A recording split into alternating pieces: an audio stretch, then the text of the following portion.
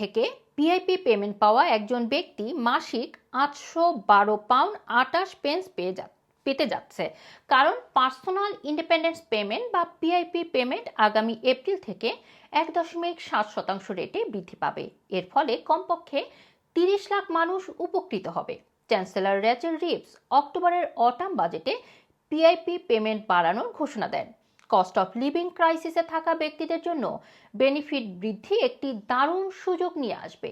যেসব মানুষ দীর্ঘমেয়াদী অসুস্থতা, ডিসএবিলিটি সমস্যা, ফিজিক্যাল বা মেন্টাল হেলথ সমস্যায় আক্রান্ত, তাদের দৈনন্দিন কাজ সহজ করতে এই বেনিফিট দেওয়া হয়। পিআইপি পেমেন্টের দুটি এলিমেন্ট রয়েছে, একটি হলো প্রতিদিনের কাজের সাহায্য এবং আরেকটি হলো চলাফেরা করতে সাহায্য। কোনো একজন এই দুটি উপাদানের কোনোটি পাবে, সেটি তার শারীরিক কন্ডিশনের উপর নির্ভর করবে। 2025 সালের এপ্রিল থেকে এই দুই ধরনের এলিমেন্টই বাড়বে।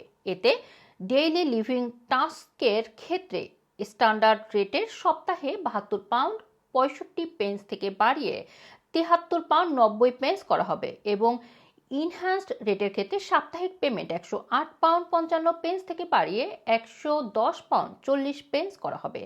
আবার মোবিলিটি টাস্কের ক্ষেত্রে স্ট্যান্ডার্ড রেট সপ্তাহে 28 পাউন্ড 70 পেন্স থেকে 29 পাউন্ড 20 পেন্স এবং ইনহ্যান্সড রেট 75 পাউন্ড 75 পেন্স থেকে বাড়িয়ে 77 পাউন্ড 5 পেন্স করা হবে।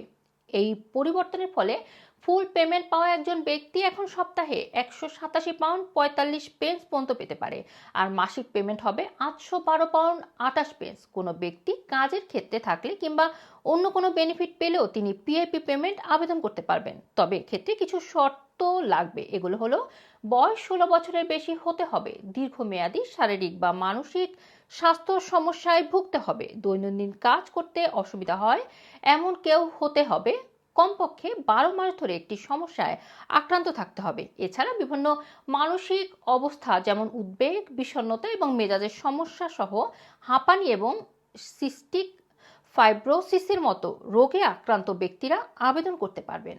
রুমানা রাখি, রানার টিভি, লন্ডন।